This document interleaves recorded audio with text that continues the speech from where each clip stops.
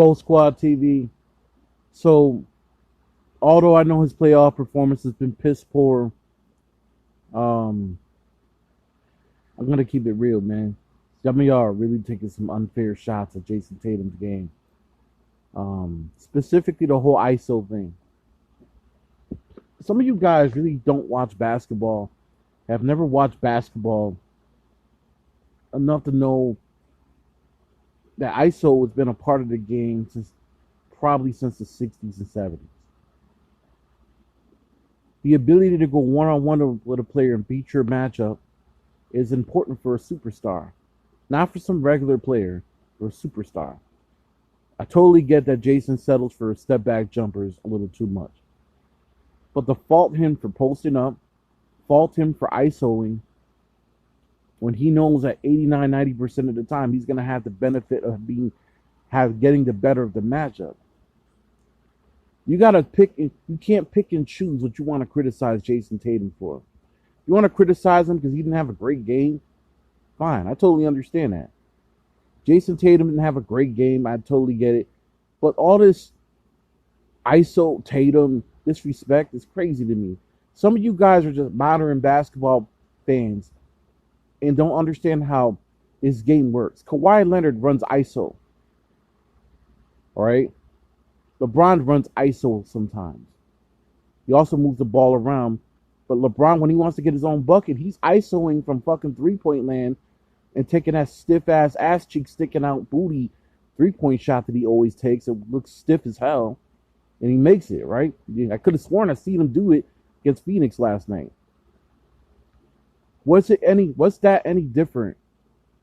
Michael Jordan made a career out of ISOing. Kobe Bryant made a career out of ISOing. Kevin Durant is more known for his ball movement now, but early in his career, he did a lot of ISO. Don't believe me? Watch that Memphis series in 2013 where they got beat in 6 games when they didn't have Durant. Westbrook, I mean. They didn't have Westbrook. The greatest players in this league ISO because they're talented enough to get the better of their matchup. You're telling Jason Tatum you should be more like Klay Thompson, essentially. No disrespect to Klay, but you're essentially trying to tell Jason Tatum to either be LeBron James and move the ball and be more of a facilitator, or you're telling Jason Tatum to be Klay Thompson and stand at that three-point line. That makes absolute no sense for a guy that talented. Jason Tatum is an incredible talent offensively. Defense, he might need a little bit of work this year. He hasn't really played well defensively. But offensively, he's an incredible talent. The dude averaged 26 points a game in a COVID year when he caught COVID. He averaged 5 assists last year's playoffs. People tend to forget about that. He doesn't have his running mate with him. The guy that you guys always seem to call selfish, who by far is the second, not even the second, but like the 1B to him, which is Jaylen Brown. Great players isolate. That's what they do. Now, when you have a system, the reason why it sticks out so much in the system is because Brad Stevens' Princeton offense bullshit, which is pass the ball to the open man, move the ball around, get to the lane.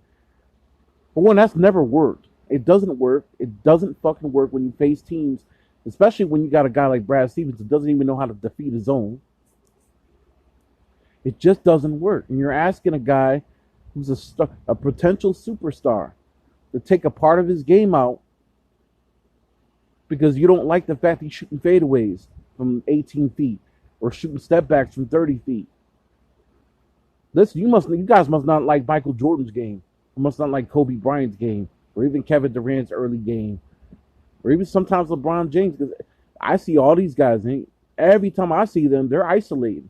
Carmelo ISO'd for a while early in his career, in mid his career. It's not his fault they didn't build the offense around his talents. A lot of those bad New York teams that didn't go to the playoffs later in his career didn't have a lot of talent on them. I hate to break it to you, Amari was washed up by the time he was 2014-15.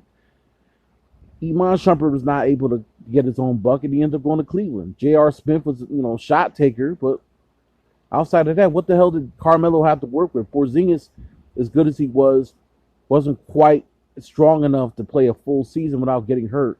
Still kind of hasn't proven that, even to this day. And Derrick Rose, for all intents and purposes at that time, was still trying to come back from those knee injuries. So I'm like, you can't really get mad at Carmelo Anthony for believing in himself and being like he's the only guy that can really get a damn bucket. You know, you guys really misunderestimate how hard it is to win in the NBA, man. You know, it's extremely hard, you know, for players to win one title, nonetheless 5. Paul Pierce isolated for majority of his career. Won a title, even when he sacrificed his points and sacrificed his game. Even after the fact, he was still a better player than good enough player to play one-on-one and get the better of his position. What I hate about this analytical era is that everything's based on three-point shooting and ball movement. I hate that shit. Don't nobody care about the 15th man on the team. You know, okay, it's like, what's Jayson Tatum going to do? Pass to Carson Edwards? Why do we care about Carson Edwards getting any buckets? He's not going to help the team. He's a one-dimensional player. He's not going to help the team, man. What do you want Jayson Tatum to do? The team is ravaged with injuries. Kemba Walker's not the same player that he hasn't been the same player, and I think it has a lot more to do with this stupid system and just the fact that he just doesn't fit the system. Jaylen Brown's been hurt ever since, 3 weeks ago. He went out with the thumb surgery, with the hand surgery.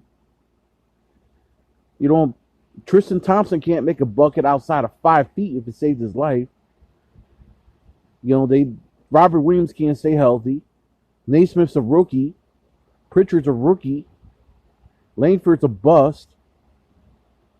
You know what I mean? Grant Williams is terrible. What exactly do you want Jayson Tatum to do? Now, I will say this. He played piss poor horrible yesterday. And that's unacceptable. But I'm not going to let people just call him ISO Tatum. That's crazy. A lot of you guys you'll overlook it with certain players. You guys killed him for those mid-range jumpers he had a couple years ago. He was making a lot of them shits. He missed a lot of them that year too, but he was making a lot of them shits. As a matter of fact, he still does make a lot of those shits. It's not his fault Brad Stevens wants him to shoot threes. It's stupid. I don't give a fuck about this analytical shit where the threes are better than 2. Shut your bitch ass up. A hard contested 2 is a lot easier shot to me than a fucking 3-point shot from 40 feet. I don't give a fuck what these analytic people tell you. I'll take a mid-range all day, and it looks beautiful. You know what I mean? Like, you're trying to take the beauty out of Jayson Tatum's game and out of Jaylen Brown's game. I remember Larry Nagel went and told Jaylen Brown halfway through the year when Jaylen was catching wreck. Jaylen's more of a mid-range shooter. He can hit the 3, 40% clip, but he's more of a mid-range guy. This dude told Jaylen to not even take mid-rangers. Told him he kept going back and turning around, going like 35 feet to shoot threes. He was bricking them shits. That's not Jaylen Brown's game. And it shouldn't be on the stars to have to change their game. It should be on the coaching staff to build the system around those guys that are able to make those guys and accentuate their fucking great points and then have a pecking order. I've never seen a championship team win with an incompetent coach who sits there and wants everybody to fucking be able to score buckets. This cat wants to empower the 15th man on the team. It don't work that way. It don't work that way. This NBA does not. It's a reason why there's professional athletes and then there's guys that are bench warmers on the bench who just are happy to make it and make money. You can't go and expect Trey Waters to bail out Jayson Tatum when he's getting double teamed. Or bail out Jaylen Brown when he's getting double teamed. Or even Kemba Walker getting double teamed. You need to get him some damn help. That said, I'm not going to accept these videos being made about Jayson Tatum ISOing too much. Or Max Kellerman talking about he ISO too much. Shut up. Shut up. Nobody cares for your opinions, man. Like, you're trying to tell a man, no, don't be talented. Don't be talented. It's selfish to be talented. Nah, just play within the team. Screw all that shit. Jayson Tatum getting paid $195 for the next 5 years. Get used to it. You don't like it? Too bad. He ain't going nowhere. Jaylen Brown got 115 for the next 4. Get used to it. Get used to it. Gold Squad TV. Enough with the BS disrespect towards Jayson Tatum's game.